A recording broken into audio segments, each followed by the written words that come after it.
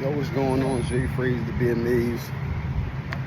Doing a little different this time. You know, I'm out VA, little vacation, we call it. Normally doing a will. I know y'all used to be doing that. This time we're reviewing Chance the Rapper new album called Starline. It's been 6 years since he dropped his last project. I think it's called The Big Day. That didn't receive a lot of good praise, you know what I'm saying? I kind of skipped that album as well. It was just 4 albums about him getting married, love his wife. You know what I mean? I ain't really dig it. Most of his albums is definitely good light, good energy though, which I like about Chance. I definitely like that. Didn't like that album, but I feel like this is definitely found one along the themes of, you know, 10-day Red coloring book. As you can see, the artwork is very similar. I believe he got it done by the same person, so that already gave me high hopes that like he was getting back to that sound. You get what I'm saying? So, like I said, the new album's called Starline. From what I'm told, it was inspired by Marcus Garvey, the Pan-African movement. It's inspired basically by his trips by Jamaica and Ghana with Vic Mensa. That's another peer of his from Chicago. I gotta check him out as well. The standout tracks to me, in my opinion, is Letters, Speed of Light, The Highs and Lows with Joey Badass. Ride is my favorite track on there. I know I'm missing a few, man. Like, I like the guest appearance on there, Jay Electronica. You got, of course, Vic Mensa, Joey Badass, as I once mentioned.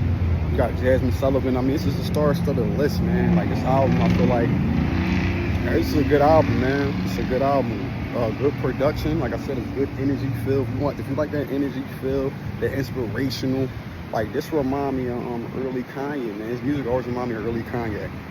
That college dropout, late registration feel, man, with that church-inspired music. You know, anybody grew up in a black church know what I'm talking about. It's that good feeling, that feel good, just inspiring, man. You know what I mean? And it's definitely different from where he's coming from, because you know he was married last time, so he's, you know, he addressed him being divorced and stuff like that, and it's just inspiring, man. You know, anybody going through hard times, like I said, will definitely be motivated by this project. Like I said, Chance always had music that motivates you, that was just bright, you know what I mean? And that's one thing I like about his music. It's bright and filled with energy, man. You know, and it talks about the highs and lows, all pun intended, like I said, and just going through things, man, because that's, you know, like he go through things. So, like I said, such as his divorce and stuff like that, and he touches on that. Like I said, Letters is one of the standout tracks for me, where he touches on the church and all that, and contradictions and issues going on regarding that. Like I said, he also touches on, you know, black issues and world issues. I believe it's called The Negro Problem. It's an interesting album, man. Like I said, the production is good. I like the production. I like the choir that was behind some of the tracks. It's a good album, man. I get an album at least, because I've been listening to this album at least all day. Probably 3-4 listens. I'm still gotta listen to it. It just came out. But I want to give it at least a solid 8 out of 10. 8 out of 10, man. 8 out of 10. It's definitely a big step up from The Big Day. Like I said, it's been 6 years since he dropped The Big Day.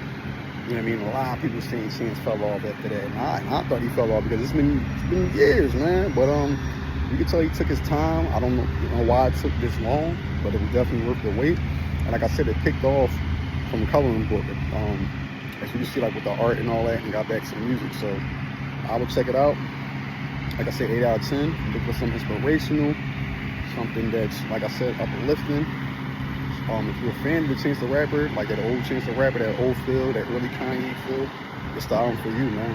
So we out here.